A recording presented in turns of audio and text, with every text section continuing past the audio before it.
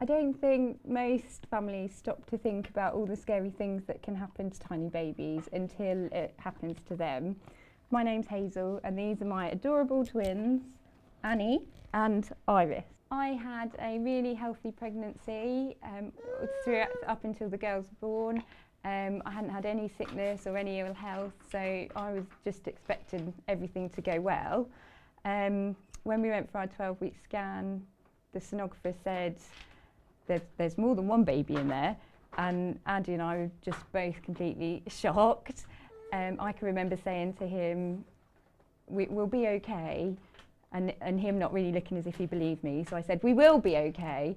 And we joke now when we look back and say that he had pound signs registering in his eyes like a cartoon, and made some typical dad comment about having to readjust finance because we were having to. In June, it was Father's Day, and I was 6 months into the pregnancy, and we went to stay with Andy's mum and dad in Nottinghamshire, and had a really nice day, completely normal day, no pain. And in the evening, I started to feel like I had indigestion. I didn't think for 1 minute that there was anything wrong with the pregnancy, just thought I had tummy pain like anyone would.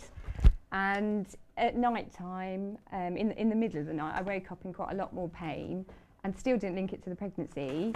And then in the night, I went to the toilet and I found a tiny, tiny speck of blood, and then alarm bells started to ring. We went into the local hospital in Nottingham, and they checked the girls first and said the girls were fine, although we didn't know they were girls at that point. So then I relaxed, and then they told me I was in labour, and I just didn't believe it, because even laying there on the hospital bed, I still hadn't thought for 1 minute that I was in labour, having had no experience before. So the following day, the girls were born. So I had a day of contractions, and the following day the girls were born, early in the morning, via an emergency caesarean section. And I can remember Andy being there in his scrubs saying, "I'm the daddy," which I thought was sweet. We were in Ipswich Hospital neonatal unit for about 8 weeks, and every day was scary, but some days were particularly scary. And there was a handful of days when I thought that one or both the girls weren't going to make it. The hardest thing was they have events where, because none of their internal organs are properly developed, their heart stopped beating, or their heartbeat slows right down, and they stop breathing, and the oxygen levels in their blood fall, and that's where you get these massive alarms going off next to the cots. And when you've got two, there is twice as many.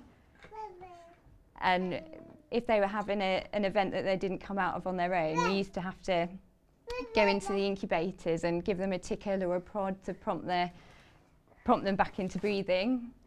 And sometimes that happened over and over again in the same minute, and other times it didn't happen for over an hour or maybe even longer.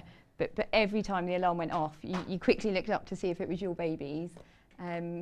And it was scary. We were actually really busy. There is a lot of sitting and staring in the incubators, but there was lots of practical things that as parents we wanted to do, and the staff encouraged us to do.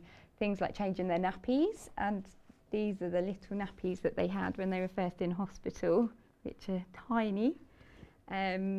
And feeding, they were being fed their milk through a nose tube, so we used to be able to do that.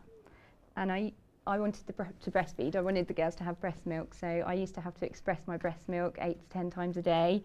So there was lots to do to keep your mind busy.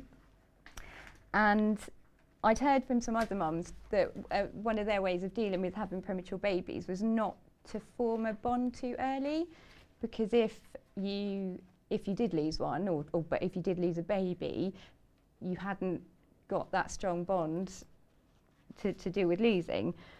Which Andy and I decided that we didn't feel like that, and if the girls were going to die, we wanted them to know that they'd been loved as much as they possibly could for every day that they lived.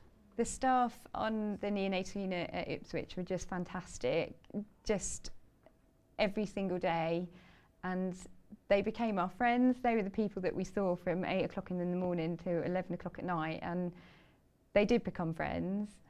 and they just do such a fantastic job every single day. And everybody knows generally what a neonatal unit does, but you don't really think about it properly until you're there. And they keep babies alive every single day, and I can't think of a job that's more important. We know that there's going to be babies in the future that are going to go onto the unit, and we'd like to ask for your help. There's lots more equipment and things that the staff there would like to buy to make life easier for families. And if you can help by giving some money to the Sunrise Appeal for families like us, then please do.